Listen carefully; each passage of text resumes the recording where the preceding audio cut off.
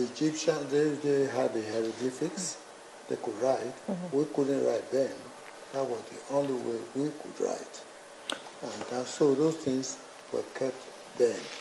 Like that. And they had meaning. They had meaning to us. That is why we say when the British removed those things, it took like part of our history. Yanking away chapters of our history. So how do we want to share the message of that history? How do we want to enlighten our children that this is our history? This dates back to 18th century. Because when you go to British Museum, another museum around the world, and you see some of those things, or 1806, 1892, you begin to think, wow, somebody did this so many years ago. What about the ones we have? Why are we not showcasing them so that our children will know that we were not just a bunch of barbarians who didn't know how to do anything? Prince, especially since some of them have been posting on the internet, what's all the fuss? Isn't it just an idol? They were not idols. Unfortunately, those who now are reacting, describing them as such, are the people who do not now see the need to keep those things the way they are. Now, as I told you, they were records of our history. I'll give you a recent example. During the Oba's coronation in 1979, the present Oba here, my brother, you have seen his regalia, coronation regalia. And there was one particular item that escaped the British looters. That one was there. He had finished dressing. They didn't know where to place that particular item in his regalia. So they saw the bronze cast of that very thing, one of them. And they went to it and looked at it. And they saw on that very bronze cast that item they were talking about. So they knew where to place it. That was done. Now we know how to read, we know how to write. So we don't need to keep our records by bronzes and casting bronzes. So that's what it is. The ones in the British Museum and everywhere else, they are kept clean, they invest a lot of money protecting them in the museums and so on.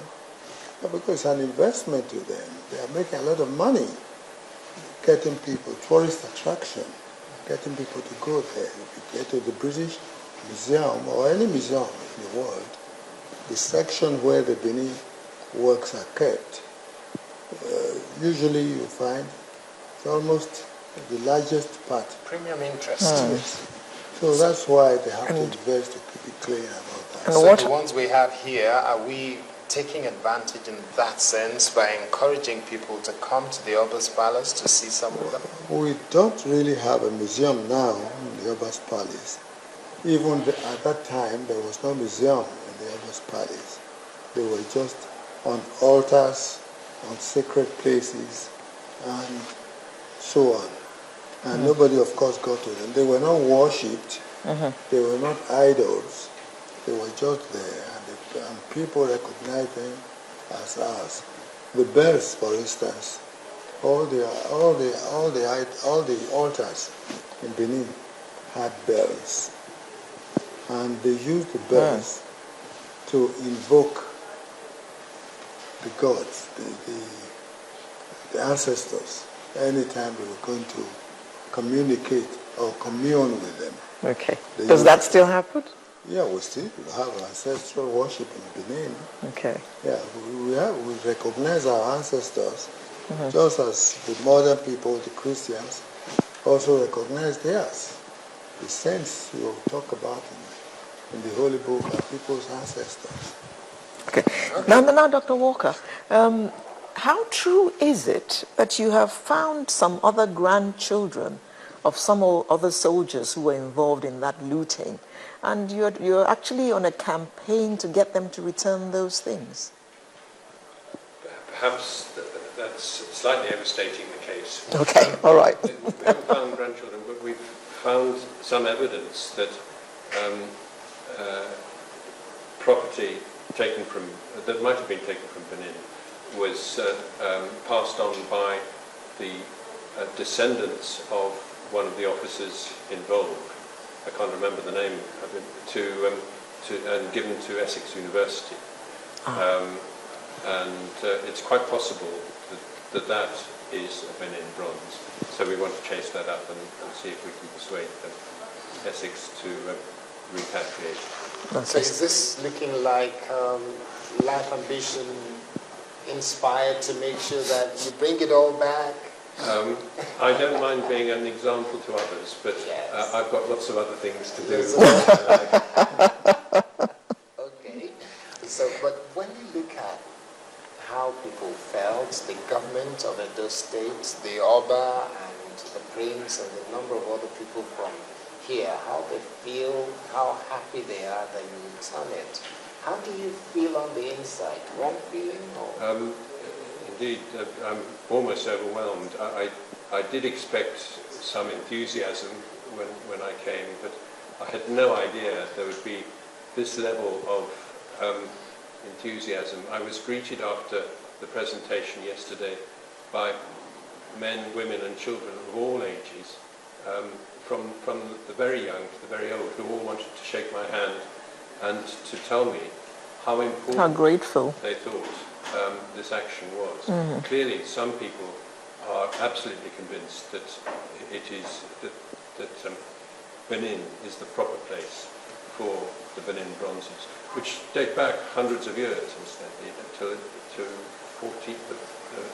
15th century. 15th century. Okay, so well, as we wrap up, let's come back home to Benin. I know most of the time people will say that don't mix tradition and the monarch with politics, but the politics of Benin, as it begins to get heated with what is going on in the State Assembly, is there any thoughts on your side? What's your thought? Well, I think the Oba exemplified this I think a week ago or whatever. He invited all the politicians, all the politicians around in town, different parties, to the palace, and he talked to them and asked them to go and shake their swords and mind the business of governance in Benin. Well, I am a traditional ruler, I'm not a partisan politician, but as a traditional ruler, my opinion is the same as that of other traditional rulers in Benin and in fact in the whole state. We have seen the governance of the present government as something quite positive. We've seen that the government today is doing what has never been done in this state ever since, and we're all quite happy, and we are quite in support, because as traditional rulers in this place, if people are hungry, if they're sick, they cry to us.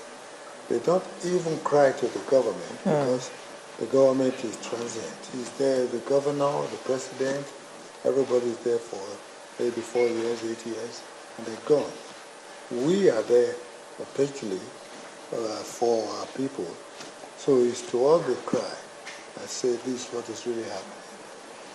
Therefore, when any traditional ruler sees anybody, any man or woman who is doing for our people, trying to relieve the sufferings of our people, trying to make them feel satisfied and happy, we are happy.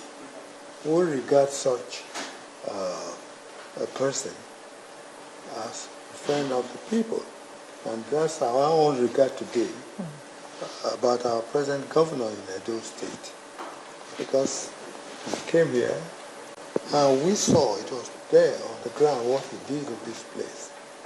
In 2 years, his first 2 years, he did here in this state what was never done in the previous government for 10 or 12 years, 8 or 10 years. Nothing like that was done. So we're quite happy. And, well, you only need, people do ask questions like you're asking now, and people have to answer. But without even asking questions, if you could ask the roads, if you could ask the schools, if you could ask the health centers in town, you say, look, how are you now? If they could talk, they would tell you, look, we never had it so good. Okay. So, Now, I'd like to say that the Oba has spoken. yes. So we are expecting some kind of resolution to the matter that is happening, because the importance of the Oba of Benin cannot be overstated. When he speaks, he is obeyed. Thank you very much for coming. Prince Edu Akenzua Enogie of Obazua and Dr. Adrian Mark Walker, who did the unprecedented, found stuff belonging to Nigeria, to the Benin Kingdom, and actually took the initiative and returned them. I'd like to say, on behalf of the people of Benin and the people of Nigeria, thank you very much, Dr. Adrian, and thank you for coming on Sunrise this morning. Thank you. It's been a great pleasure. Sunrise will